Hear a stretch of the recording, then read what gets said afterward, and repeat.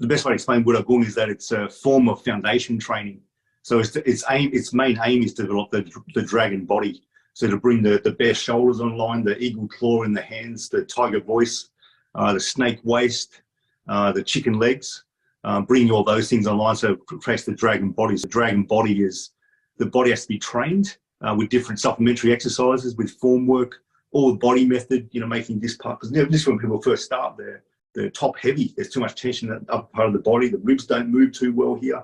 Arms don't connect with the spine. The waist doesn't move. It can't sit in the quad properly. And the body really just moves a lot from the knees and the ankles.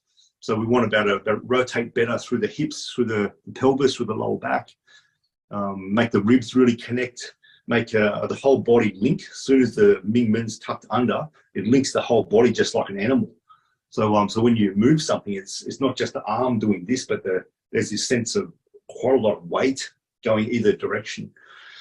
So so all the internal practices, whether from what I've studied, so with the Chen Tai Chi, the Hunyuan Tai Chi, a little bit of Bagua, the internal Shaolin, and the Xingyi. Xingyi being my main base, and the Yang Mian being my main base, and the Hunyuan Tai Chi my main bases. All of them have a basic root, a same root. So I could train multiple systems because I knew what the roots were. And that was a very specific information from my teacher. The roots of Kung Fu is in the leg training and ultimately developing the dragon body. And that's a lot of effort, a lot of things to do, but it's quite simple to say it that way.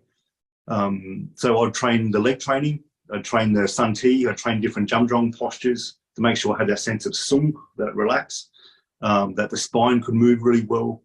So I'd have maybe about 4 practices that were all foundation practices. It means that your body's able to, through the mind, move into certain shapes. So you've got opening and closing of the chest, opening and closing of the midriff, rotation, sitting in the quad well, not losing the quad when you rotate a lot, connecting through to the foot, you know, good connection with the shoulder, the arms, not excessive tension where it doesn't need to be, good control of the head position. So when you release power, you're not rattling your head and causing issues. And so it's really how to sit into your legs properly, how to sit into the quad, how to manipulate the Ming Men, open and close of the chest, like slightly opening and closing, the use of the shoulders. So everything's aligned. So when you hit something, it stays hit, and your whole body can come out into a single point and in different lines of force. So you've got upwards, outwards forces, protecting, inward forces, downward force, different angles, penetrating force.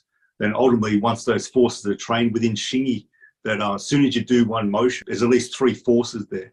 So I remember my teacher saying, whether you practice Tai Chi or Xingyi or in any of the internal martial arts, as soon as the teacher puts their arm up, people will say, oh, what force is there? Well, the arm's up. So in Tai Chi, it's more like a pung.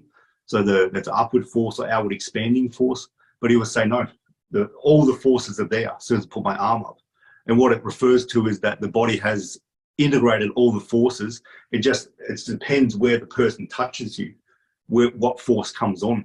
And then ultimately you want a force that's going to be drilling inwards or drilling back to get in, that sort of stuff too.